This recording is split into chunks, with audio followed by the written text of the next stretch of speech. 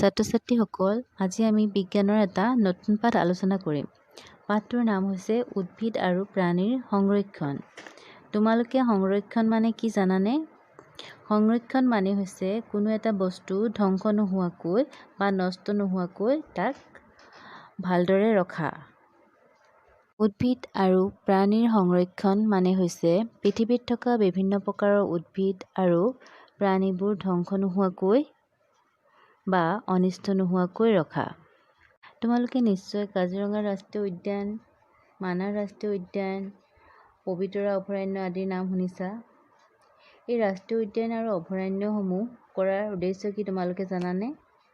এই ৰাষ্ট্ৰীয় উদ্যান আৰু অভয়াৰণ্যসমূহ কৰাৰ উদ্দেশ্য হৈছে তাত থকা জীৱ-জন্তু আৰু উদ্ভিদসমূহ সংৰক্ষণ কৰা, সিহঁতক ধ্বংস নোহোৱাকৈ ৰক্ষা কৰা। এতিয়া এইবিলাক কেনেকৈনো ধ্বংস হয় তাৰ বিষয়ে আমি আলোচনা কৰিম। তোমালোকে বনাঞ্চল মানে কি জানানে? বনাঞ্চল মানে হৈছে গছ-গছনিৰে ভৰা এটা বৃহৎ অঞ্চল। ইয়াত বিভিন্ন প্ৰকাৰৰ উদ্ভিদ আৰু প্ৰাণীয়ে বাস কৰে। এইবোৰ মানৱ জাতিৰ ভালৰ বাবে আৰু মানৱ জাতি জীয়াই থকাৰ বাবে অতি প্ৰয়োজন। কিন্তু এই বনাঞ্চলবোৰ ধ্বংস হ'বলৈ ধৰিছে। বনাঞ্চল ধ্বংস মানে হৈছে অৰণ্য কাটি চাফা কৰা, মানে গছ-গছনি কাটি চাফা কৰা। বনাঞ্চল ধ্বংস মানে হৈছে অৰণ্য কাটি চাফা কৰা আৰু সেই মাটি অন্য বিভিন্ন কামত ব্যৱহাৰ কৰা। এই বনাঞ্চলসমূহ ধ্বংস হোৱাৰ প্ৰধান কাৰণ হৈছে দুটা। এটা হৈছে প্ৰাকৃতিক কাৰণ আৰু আনটো হৈছে মানৱ সৃষ্টি কাৰণ। প্ৰাকৃতিক কাৰণসমূহ হৈছে বন জুই, প্ৰচণ্ড খৰাং আদি। এইবিলাক প্ৰাকৃতিকভাৱে ঘটে।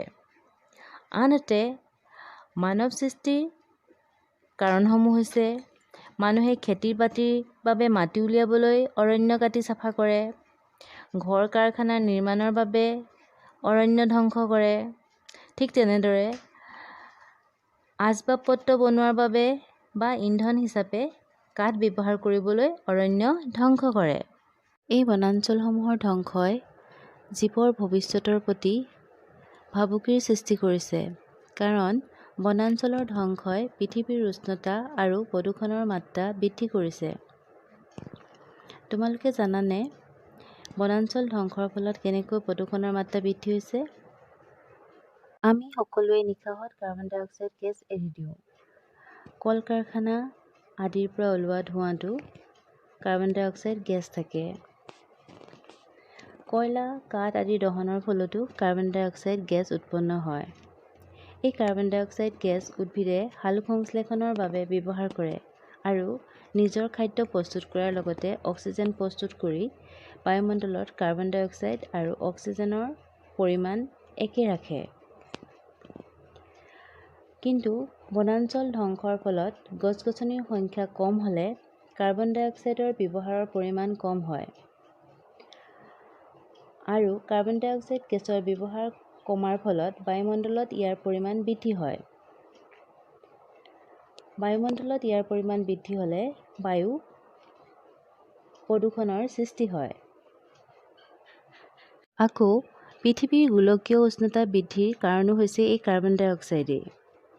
পৃথিৱীয়ে সূৰ্যৰ পৰা অহা তাপৰ এটা অংশ শোষণ কৰে আৰু আনটো অংশ এৰি দিয়ে, আৰু সেই এৰি দিয়া অংশ পৃথিৱীৰ বায়ুমণ্ডল পাৰ হৈ ওলাই যায়। কিন্তু কাৰ্বন ডাই অক্সাইডৰ পৰিমাণ বায়ুমণ্ডলত বৃদ্ধি হোৱাৰ ফলত সেই কাৰ্বন ডাই অক্সাইডে পৃথিৱীয়ে এৰি দিয়া তাপ ধৰি ৰাখে আৰু পৃথিৱীৰ উষ্ণতা বৃদ্ধি কৰে। সামগ্ৰিকভাৱে বৃদ্ধি হোৱা পৃথিৱীৰ উষ্ণতাই জলচক্ৰৰ ওপৰতো প্ৰভাৱ পেলায় আৰু বৰষুণৰ মাত্ৰা কমায়, ফলত খৰাং বতৰৰ সৃষ্টি হয়। বনাঞ্চল ধ্বংসৰ আন এক ভয়াৱহ পৰিণতি হ'ল মাটিৰ গুণাগুণ সলনি হোৱা। মাটিৰ ওপৰত গছ-গছনিৰ সংখ্যা পাতলীয়া হ'লে মাটিৰ খহনীয়া বৃদ্ধি হয়। মাটিৰ ওপৰৰ সাৰুৱা তৰপটো খহি খহি তলৰ কঠিন আৰু শিলাময় স্তৰটো ওলাই পৰে।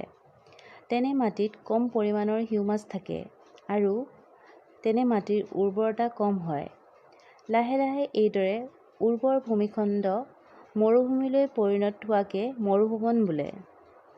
বনাঞ্চল ধ্বংসই মাটিয়ে পানী ধৰি ৰাখিব পৰা ক্ষমতাও হ্ৰাস কৰে, ফলত ভূপৃষ্ঠৰ পৰা ভূগৰ্ভলৈ পানীৰ সৰকি যোৱা ক্ষমতা কমি যায় আৰু বানপানীৰ সৃষ্টি হয়। মাটিৰ আন ধৰ্মসমূহ যেনে পোষক দ্ৰব্যৰ ধাৰণ, গাঁথনি আদিও বনাঞ্চল ধ্বংসৰ কাৰণে সলনি হয়। এনেদৰে বনাঞ্চল ধ্বংসই প্ৰকৃতিৰ ভাৰসাম্য নষ্ট কৰে। এইবোৰ হৈছে বনাঞ্চল ধ্বংসৰ পৰিণতি। গতিকে আমি বনাঞ্চল ধ্বংস কৰিব নালাগে।